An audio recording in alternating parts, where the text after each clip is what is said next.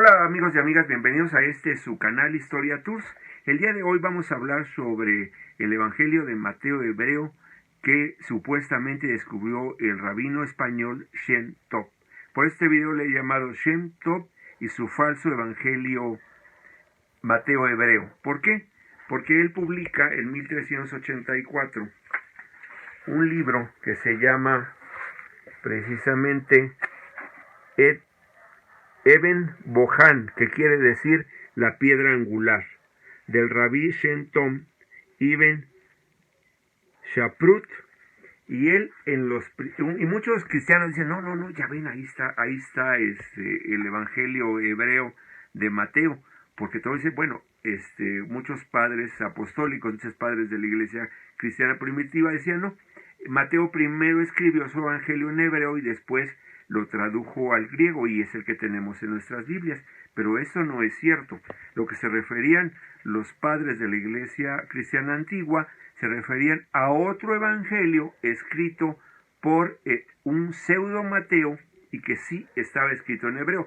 Para ello hablaremos en otro video acerca de este evangelio y qué es lo que dice. Pero ahorita nos vamos a ocupar del de Shem Tov. Él dice que no lo copió. Entonces voy a dar 4 argumentos, 4 motivos, 4 razones para fundamentar por qué este evangelio de Mateo hebreo es falso, el que presenta Shem Tov. Él lo que hizo del evangelio de Mateo en español lo tradujo al hebreo. Eso es lo que hizo él y ahora diríamos modernamente hizo un copy-paste. Lo que no le gustó, lo quitó, lo pegó y así se fue. Porque si ustedes leen nuestro Evangelio Mateo griego y lo comparan con el Shem Tov, se dan cuenta que es exactamente el mismo. Lo que hace él es quitarle divinidad a Jesús, donde dice Jesús, Hijo de Dios, como en este caso de Mateo capítulo 4, versículo 3, dice, le dice el tentador que es Satán, dice, si eres hijo de Dios, y ahí él corta y le pone un pegote y le pone Rey de Israel por designio divino, así nada más. Entonces le quita la divinidad a Jesús. Luego, como todos sabemos, al fin el Evangelio de Mateo, capítulo 28, versículo 19, dice, ir por todo el mundo a predicar y bautizar en todas las naciones, en el nombre del Padre, del Hijo y del Espíritu Santo, también lo quita. Entonces, ¿qué es lo que hizo Shem Tov sobre el Evangelio de Mateo en español? Pues simplemente le retira la divinidad a Jesús y anula todos los versículos de la Trinidad, como es en el caso de Mateo 3:16. Entonces, aquí también dice, y Jesús después de que fue bautizado subió luego del agua y aquí los cielos fueron abiertos y vio en nuestra libro de Mateo griego dice el Espíritu de Dios y él le pone por influencia divina, es decir, dice le fueron abiertos los cielos y la influencia divina que descendió como paloma y que venía sobre él y hubo una voz de los cielos que decía, este es mi Hijo amado, y en lugar de mi Hijo amado lo quita y le pone Rey de Israel. Entonces, este libro Ben Bohan que escribió el rabino español Shem Tov es un ataque al cristianismo, es cuando las autoridades españolas, la corona española, está obligando a todos los judíos que se convirtieran al catolicismo. Entonces, esta es la respuesta del rabino español, como le llamaríamos ahora, del judaísmo, es la respuesta formal al judaísmo. Informarles por medio de esta publicación, el Ben Bohan, atacando al cristianismo para que ellos no se conviertan en católicos o cristianos, que es exactamente lo mismo. Entonces voy a dar 4 razones, 4 motivos por los cuales no es posible que el evangelio de Mateo hebreo sea un evangelio verdadero, si no es un falso evangelio, sino una copia de nuestro Mateo en español traducido al hebreo. Bueno, la primera, es la aparición del texto. No hay problema, por ejemplo, con el caso de el monasterio en Qumran, este monasterio esenio, que se encuentra una biblioteca. Y ese monasterio fue abandonado cuando Jerusalén fue atacado en el año 70. Es decir, el ejército romano ataca ese monasterio, todos los monjes que se encontraban en ese monasterio salen, abandonan el monasterio y dejan ahí la biblioteca. Cuando en 1945 se descubre estas cuevas del Qumran, que hay textos del Antiguo Testamento, del Tanaj judío, y los comparan con las Biblias que tenemos en la actualidad nosotros, y se dan cuenta que efectivamente lo que dicen nuestras Biblias es lo que corresponde al Antiguo Testamento, al Tanaj judío, que se conservaban en las cuevas del Qumran y que tenían una antigüedad de más de 2000 años.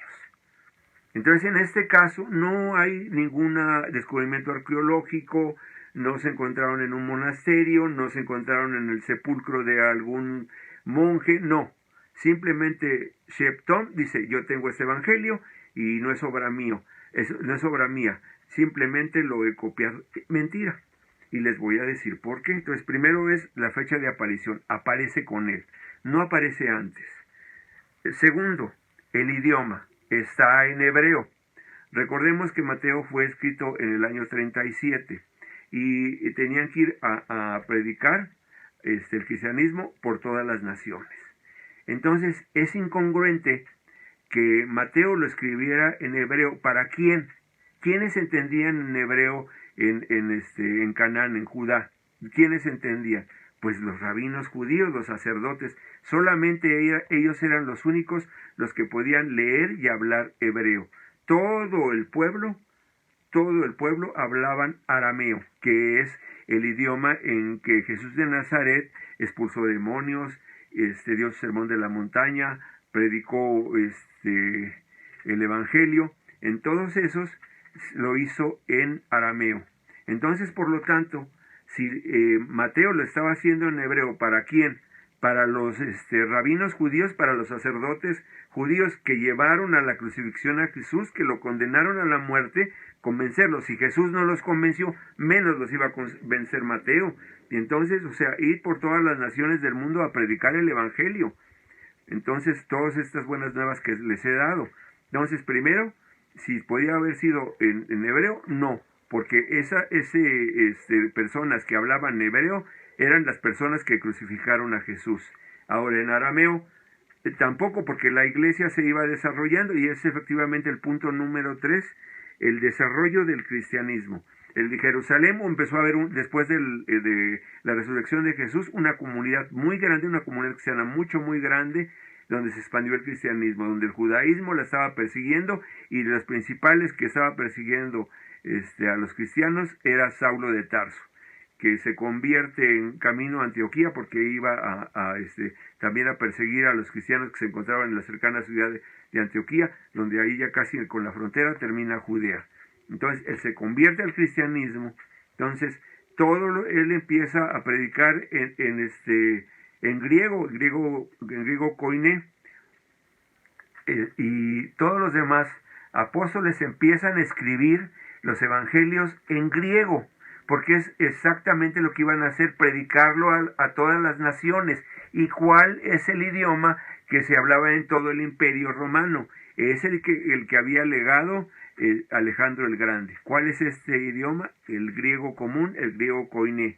Entonces se estaba expandiendo por Asia Menor, por Grecia, por Roma, toda Judea, inclusive cuando los soldados romanos atacaron a Judea y destruyeron Jerusalén y el templo, le cambiaron el nombre de Judea por el de Palestina. Todo Alejandría, como dice, se convirtió al cristianismo, y el cristianismo fue avanzando.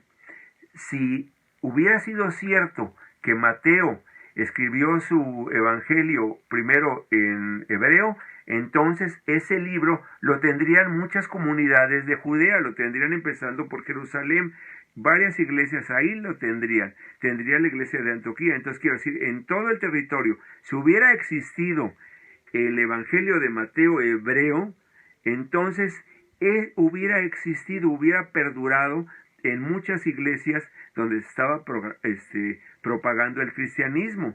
Entonces, si no las iglesias ni de Judea, ni de Alejandría, o sea, de Egipto, de Asia Menor, de Grecia y de Roma, no lo tenían, quiere decir que ese libro no era popular en las comunidades cristianas. Por lo tanto, es falso que haya existido un evangelio de Mateo hebreo. Ahora, la otra es el cuarto motivo por el cual no existió el Mateo hebreo. Y estos son los criterios de canonicidad. Cuando el Papa Dámaso le ordenó a San Jerónimo traducir las escrituras griegas, que es decir, las que estaban vigentes en Egipto, en Alejandría, que las tradujera al latín. ¿Qué año fue? 384. Ese mismo año se hizo un concilio en Roma y ese listado que aparece en la Vulgata Latina, que son los libros que casi tenemos en nuestras Biblias. Después, en el año 393, se celebra el concilio de Hipona y se vuelven a dar la misma lista. Y hasta el 397 en Cartago se hace el canón.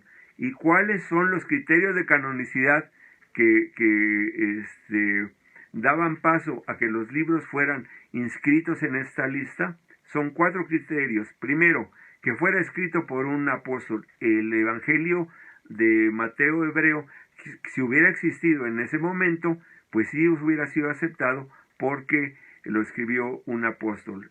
Segundo, que fuera de uso común, que fuera conocido, de uso eclesiástico. Y este no es el caso del Mateo hebreo, no era de uso eclesiástico. Y tercero, que fuera conforme a la doctrina, perdón, me equivoqué, no eran 4, eran 3, y que fuera conforme a la doctrina. Y si este libro del Mateo hebreo dice que Jesús no es Dios y que la Trinidad no existe, entonces hubiera sido un libro herético que jamás hubiera entrado al canon, como sí lo hizo el Evangelio de Mateo griego. Por lo tanto, el Evangelio hebreo de Mateo nunca existió. Pues bien, amigos y amigas, si les gustó este video, compártanme, denme like, no olviden suscribirse a este canal Historia Tours. Yo soy el ingeniero León Solís de la Garza. Hasta la próxima, amigos.